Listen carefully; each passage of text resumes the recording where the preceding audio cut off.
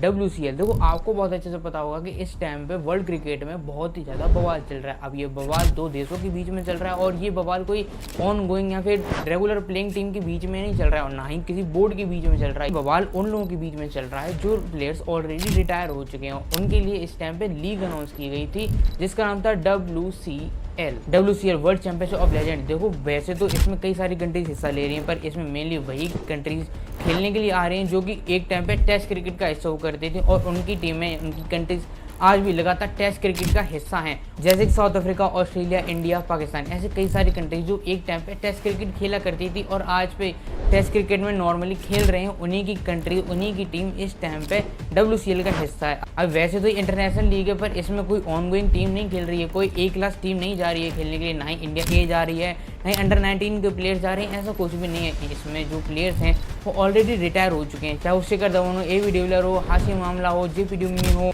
और ऐसे अलग अलग कंट्री के न जाने कितने सारे प्लेयर हैं जो इस लीग में आने वाले हैं, आ चुके हैं, खेल रहे हैं और मेरे ख्याल से इसका हाल ही में फाइनल भी है। अगर क्रिकेट लीग ना हर जगह होती रहती है जहाँ पे लेजेंड्स जाते हैं, यहाँ पे जो प्लेयर ऑलरेडी रिटायर हो चुके हैं वो अपनी कंट्री को प्रेजेंट करने के लिए, अपनी फ्रेंचाइजी को प्रेजेंट करने के लिए खेलते ही रहते हैं। ऐसा हर बार होता रहा है और उसके ऊपर इतना कभी बवाल नहीं बने जितना इस बार मच रहा है। मच इसीलिए रहा है क्योंकि कुछ ही महीने पहले पाकिस्तान की तरफ से इंडिया के ऊपर बहुत ही बुरा हमला हुआ था। हमले क्या कहें, धोखाधड़ी हुई थी, पीठ पीछे खंजर घोंपा गया था जिसमें 25 से ज़्यादा लोग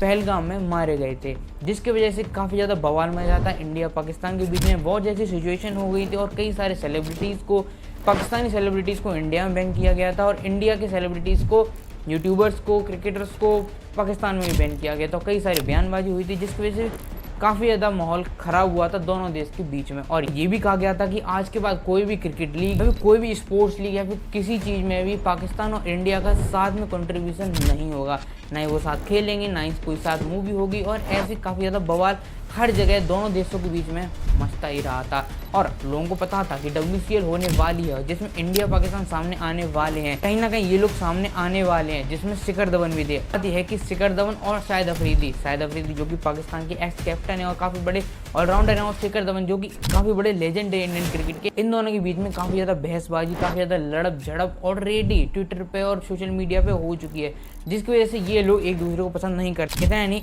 कई सारे इंडियन क्रिकेटर्स ने पाकिस्तान की गवर्नमेंट को, पाकिस्तान के टेररिज्म को उल्टा सीधा कहा था, जिसकी वजह से काफ़ी ज़्यादा माहौल क्रिकेटर्स के बीच में भी खराब हो गया था। अब लोगों को पता था कि WCL होगी तो इंडिया पाकिस्तान सामने तो आएगी, जिसका कुछ ना कुछ तो असर दिखेगा। अब क्रिकेटर्स को भी बहुत अच्छे से पता था कि अगर हम अपने बयान से इधर मुकर गए तो कभी भी हमें ज़िंदगी में काम नहीं मिलेगा, क्योंकि शिखर धवन ने, कई सारे ऐसे क्रिकेटर्स ने मना कर दिया था कि चल पाकिस्तान के साथ नहीं खेलेंगे, ना ही कभी कॉम्पिटिट करेंगे और ना ही कभी पार्टिसिपेट करेंगे। भी काफ़ी ज़्यादा बवाल मचा था। बात आ गई थी प्रूव करने की, और जब ये टाइम आया तो काफ़ी सारे लोगों ने, काफ़ी ज़्यादा क्रिकेटर्स ने, इंडियन लेजेंड्स ने अपना स्टैंड सही रखा, क्योंकि सुरेश रैना, इरफान पठान, यूसुफ पठान, हरभजन सिंह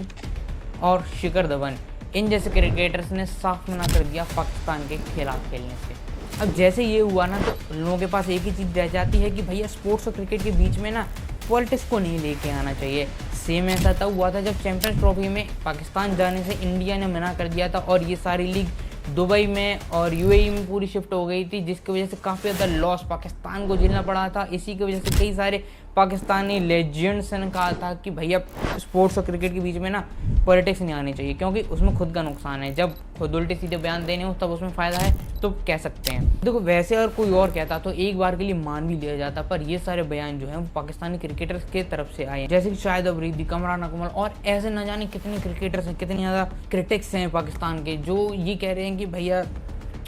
पॉलिटिक्स को बीच में नहीं लेके आना चाहिए, जो हो गया वो देशों के बीच में हो गया, वो पॉलिटिशियंस की वजह से हुआ था, क्रिकेटर को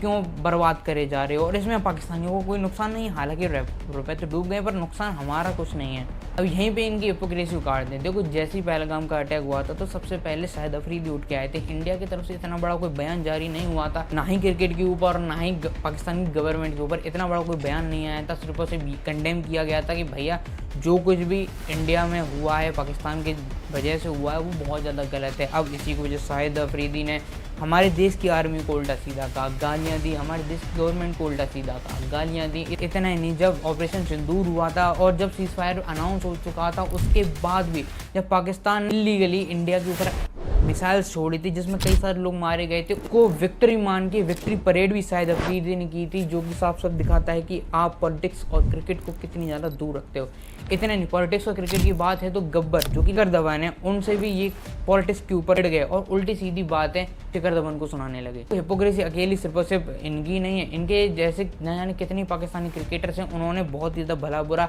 इंडिया के ऊपर कहा था। देखो पहलगाम अटैक हुआ था तो एक ने भी ये नहीं कहा था कि जो कुछ भी हुआ है वो गलत हुआ है, और ना ही कभी पाकिस्तान ने गलती मानी और ना ही ये कहा कि पाकिस्तान कहीं गलत है। पर जैसे ऑपरेशन सिंदूर हुआ और जैसे टेररिस्ट मारा गया वैसे इन लोगों ने कहा कि भैया भारत ने जो कुछ भी किया बहुत ज़्यादा गलत किया, भारत ने जो कुछ भी किया है वो सही नहीं किया, उन्होंने हमारे देश के आम नागरिकों के ऊपर हमला किया, मासूम नागरिकों को मारा है। हालांकि टेररिस्ट इनके लिए तो मासूम ही है और उनके लिए ये मासूम है। तो और इतनी सारी जानकारी स्पष्ट होने के बाद भी किसी भी पाकिस्तानी क्रिकेटर ने इंडिया का सपोर्ट कहीं भी नहीं किया। पहलगाम को भी छोड़ दो तो पिछले पास्ट में भी बहुत सारी ऐसी चीज़ें हुई हैं जिसको लेके इंडिया और पाकिस्तान के बीच में मैच होना बहुत ज़्यादा गलत कहीं ना कहीं हो जाता है। देखिए शायद आपको बहुत अच्छे से याद होगा, शायद वो वर्ल्ड कप था या इंडिया वर्सेस पाकिस्तान का मैच था जहाँ पर अर्शदीप सिंह ने बहुत ही अच्छी बॉलिंग की थी जिसकी वजह से इंडिया जीत गया था, पाकिस्तान हार गया था। और इसी के ऊपर बहुत ही ज़्यादा पोलाइट और नॉन पॉलिटिकल कमरान अकमल ने ये कमेंट पास किया था कि सरदारों की ना बुद्धि 12 बजे के बाद चलती नहीं है, उनको बॉलिंग दे के ना गलती कर दी है इंडिया ने। ये एक रिलीजनल हेट, दूसरे धर्म के इंसान के ऊपर एक इतनी बड़ी रिलीजनल हेट, जो कि उस इंसान का ना ही आपकी कंट्री से कोई मतलब है ना ही आपकी टीम से कोई मतलब है, फिर भी इतनी ज़्यादा भद्दी बात किसी के और इतने बड़े मंच पे न्यूज़ चैनल पे साफ साफ बिना किसी फिल्टर की कही गई। और फिर कहते हैं कि हम पॉलिटिकल तो है ही नहीं। इतना नहीं, दानिश कनेरिया जो कि वन एंड ओनली मेरे ख्याल से एक हिंदू क्रिकेटर पाकिस्तान की धरती पे जमे और जो एक क्रिकेटर इंटरनेशनल खेले वो अकेले दानिश कनेरिया ही थे। और दानिश कनेरिया ने कई बार कहा है कि शाहिद अफरीदी, इंजमाम उल हक और ऐसे कितने क्रिकेटर हैं वो उन्हें बहुत ज़्यादा परेशान किया करते थे कि कैसे भी करके तुम अपना धर्म चेंज कर लो वरना तुम्हें टीम से निकाल दिया जाएगा। और उसके बाद ये लोग कहते हैं कि हम पॉलिटिक्स में मानते ही नहीं हैं। अब देखो इन लोगों की टीम के अंदर क्या होता है उससे किसी को मतलब नहीं है। हाल ही में WCL में सेमीफाइनल होना था जिसमें इंडिया और पाकिस्तान आमने सामने खेलने वाली थी। एक और कसौटी थी इंडिया के पास कि यहाँ पे भी वो पैसे को देखती है, इंडिया के प्राइड को देखती है या फिर अपनी जुबान को बचा के रखती है। वो ये देखती है कि 25 लोग मरे थे, उनकी माँ बहन आज भी रो रही हैं और पाकिस्तान से मैच खेल जाते तो शायद ये धोखाधड़ी हो जाती है। हमारे देश के सिटीजन्स और आर्मी को जो गाली दी थी उन्हीं फाइनल का मैच था, इंडिया और पाकिस्तान आमने सामने खेलने वाले थे। अगर इसमें से इंडिया विड्रॉ कर लेता डायरेक्ट पाकिस्तान को फाइनल का वीज़ा मिल जाता और ऐसा ही कुछ हुआ, क्योंकि